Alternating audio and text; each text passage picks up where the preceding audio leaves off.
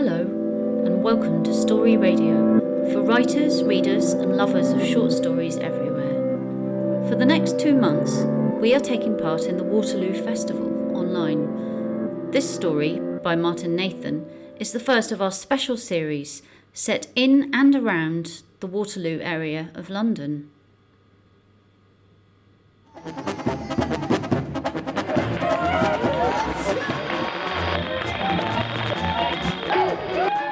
The Vulnerable, by Martin Nathan. They were playing some kind of Balkan jazz in the lobby of the National Theatre, and Simon was excited to hear it, because although he didn't really like jazz, somehow with that Balkan element it seemed better, and the musicians were having such a good time. And there was that singer, with her hair drawn back in a knot, her lips tight as she sang. Simon watched transfixed, and when she finally stopped, she did this little dance move with her hips that made him want to grab an instrument and join her band. He couldn't play anything, but he had been thinking about getting a double bass. It couldn't be that hard, and he wanted a substantial instrument he could get lost behind, picking out the notes in a deep rhythm he could feel running through his body. He had a bit of money now. While they were playing an instrumental, he went to the bar and nearly told them to keep the drink when he found out how much it was. When he returned, the musicians were on their last number, and the singer was looking upwards as if receiving the note from above to hold it, then hold it longer still, and he wished it would go on forever. As they packed their instruments away, he stood nearby, wanting to talk to them, but they were busy chattering and laughing to each other. He finished his drink and contemplated buying a ticket for their gig the next night. Fridays weren't good for him, though, and he'd heard them now, so why pay? He could listen to the radio for nothing. There had to be stations playing Balkan jazz. He walked home along the South Bank, teeming with crowds speaking so many languages, and he planned to learn another language, but could never decide which one.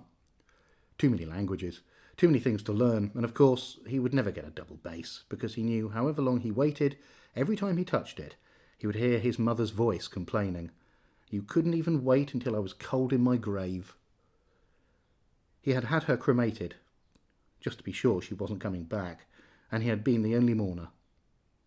Their neighbours had said they would try and come, but the stairs were too much for them in the end. It was sad to be buried with your son as the only mourner, but his mother had taken a long run up to death. She had made sure there was nothing that she would regret leaving behind.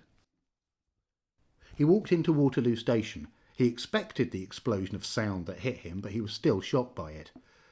The groups of youths cheering, carrying inflatable hammers, a tannoy announcement, a couple yelling across the concourse, all caught up in their echo as he headed through the concourse and down the escalator. At the bottom, he almost bumped into a musician who shouted, "You got the love," at him over an out-of-tune guitar. As Simon emerged onto the street, someone was blocking his path. He stepped to one side, and she moved the same way. He stepped back, and she stepped back. She was holding out her hand, moving towards him. "Please, change." Her face was hidden behind brown, straggly hair. Normally he rushed through the onslaught of people demanding things, beggars and charity collectors. Did the world really need to give more money for helicopter ambulances, orphans and guide dogs? Now this girl was demanding his money and deliberately getting in his way. He felt some coins in his pocket. He began to move past her, but he caught a glimpse of her face through her fur-rimmed hood. How old was she? 17? 18? He felt the coins, wondering how much there was. He knew he had some pound coins. She blocked him again. "Don't block me," he said, taking out a £2 coin. He pressed it into her hand. "Good night, take care," he said, and stepped towards the crossing, just missing the green man. Another person disappearing off into the mass. He could feel good about himself. He hadn't ignored her. She would spend it on drink and drugs, but his father used to say, what else are they going to spend it on? A mortgage? An ISA? Spending is their business. Giving is yours. His father always gave to beggars. The lights changed and he strode across the road. He looked back to see if she'd moved on to someone else. There was a line of hustlers begging, playing the tin whistle. Bigger shoe, but she had gone. She was standing in front of him, blocking him again, her face emerging from the straggling hair. She had followed him across the road. She was looking down angrily at the coin. "It's not enough. I need more. You don't know what I've been through today. He patted his pockets. Last night was my poker night. £8.91 winnings. I was going to buy a bottle of wine. A bottle of bull's blood. You heard of bull's blood? Are you from Hungary? He gave her the money, down to the penny, and felt the glow of his benevolence. She was puzzled. I come from Bulgaria. She looked at the coins. It's not enough. Well, give it back then. He wondered about making a run for it, leaving her to it. I have no money, no place. I am here alone. My job in 3 days.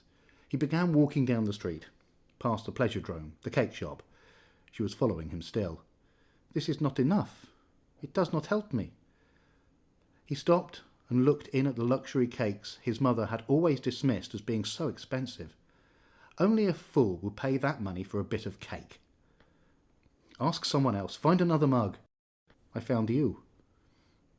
As he stepped past her, she raised her arm and he gripped it to move it away. Don't touch me, she hissed. She had tears in her eyes, and if she was faking it, she was a good actor. He let her go. Don't you have any friends here? Any family? No friends. An uncle. He will come to help me. I must wait. She was shivering. When will he come? How long have you got to wait? She looked down and she was crying. What time is he coming? Later. Someone playing the accordion, someone else a trumpet, and Simon tried to hear again the music the band had played. When he got back to his flat, he would ignore the stuff in the sink and the piles on the floor.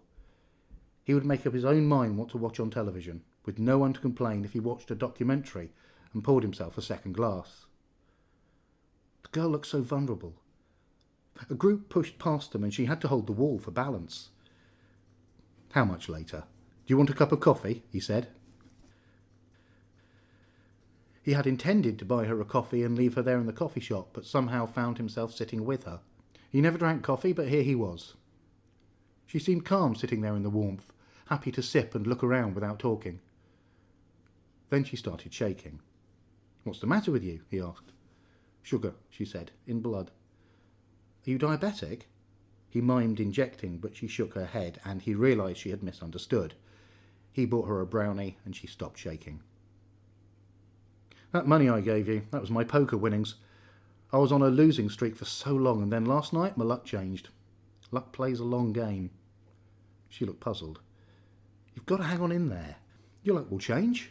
Normally I would have pushed past you like everyone else, but today you caught me on a good day. Is that luck? She looked down into her coffee cup.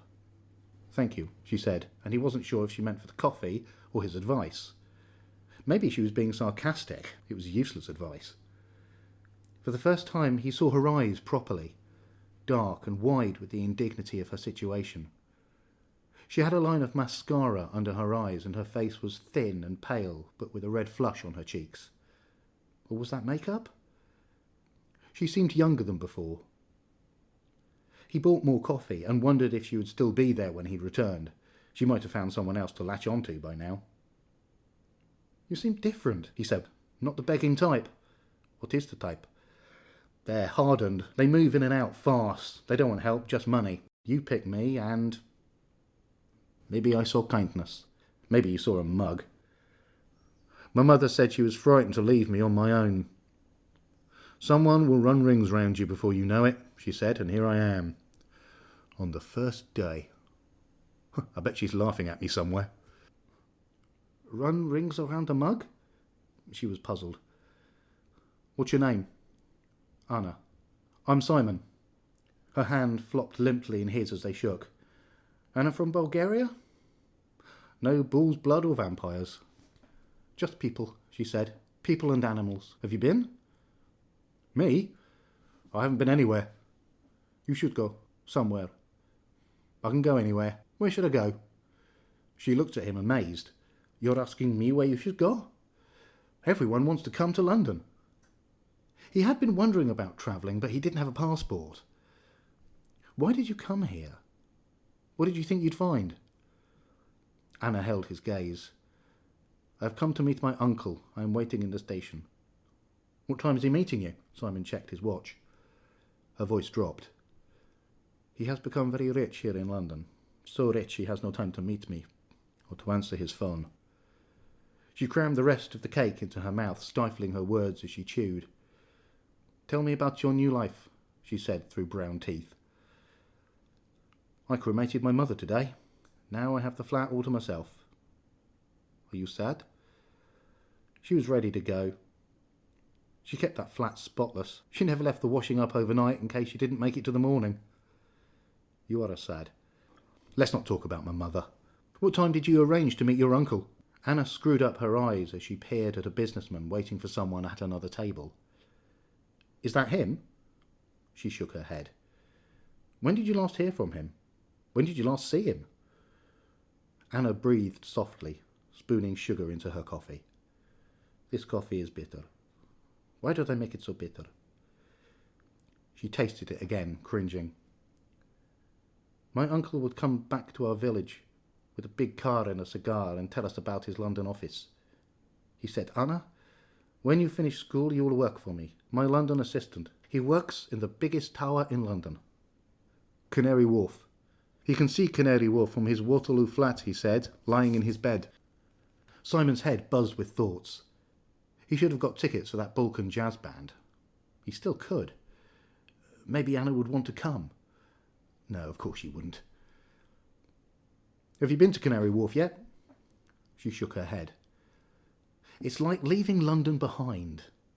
Everyone is smart. There's fancy cars parked in the middle of the pavement, Ferraris, Mercedes, and the salespeople come and... Maybe your uncle got his there."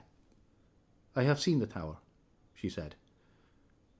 "I found this machine in the shopping centre, and you press a button and it prints out a story for you to take. Crime, mystery, romance, 3 stories. He pulled a roll of paper from his pocket and handed it to her. I thought there must be a catch. Maybe they miss off the end and you have to pay for that." She unfurled it. "Does it have the ending?" "I didn't finish it." She looked at the end of the roll. "He gets in his car and drives away. Is that a good ending?" "Canary Wharf. Maybe you have been to my uncle's office." "How long have you been begging? Do your parents know you're here?" "I can't tell them." "My uncle must be busy. He will come and meet me soon." She lifted her bag onto the seat and he thought she was about to go. "What will you do with your new life?" she said. "I always wanted to go to China. I saw a documentary about the Three Gorges Dam moving a city of 1 million people. I like that. They decide to do something and they do it. China. Where would you go?" She stirred her coffee foam around. "I would go to Japan. Everything is clean." "When you start work for your uncle, save up and go. See the world while you can." She nodded. "When did you call him last?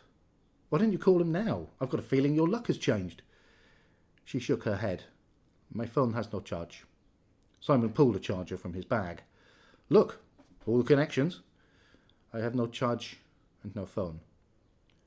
He passed her his phone. "Call him." "I don't have his number. He said to wait in Waterloo." They sat for a while and someone took their cups away. "I'm not going to China," Simon said. "I need to practice the bass." She nodded. "They don't sell good wine at Sainsbury's anymore.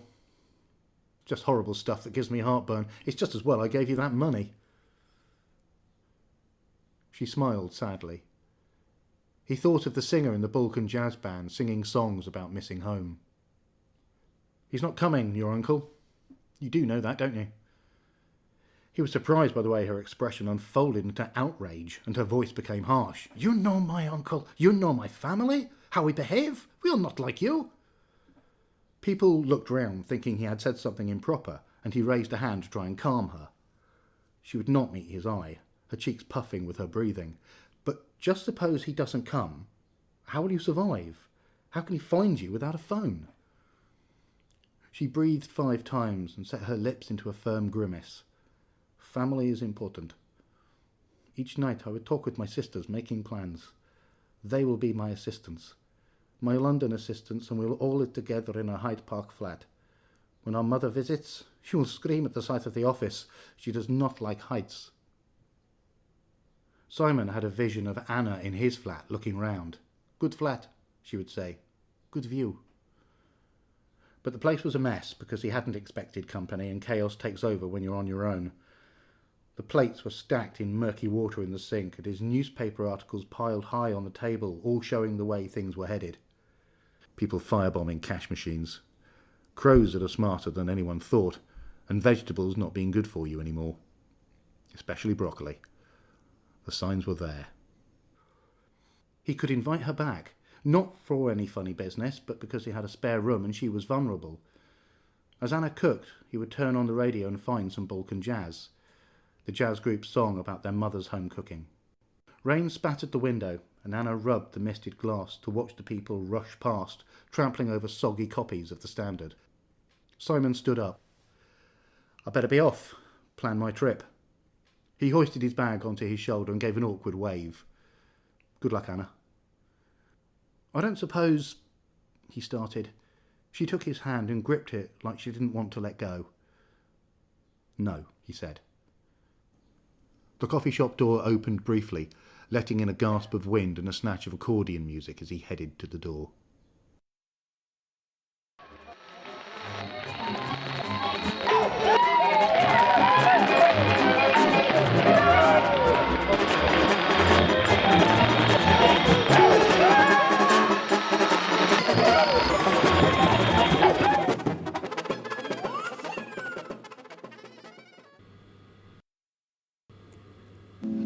That was The Vulnerable, written and produced by Martin Nathan and read by Simon Balcon.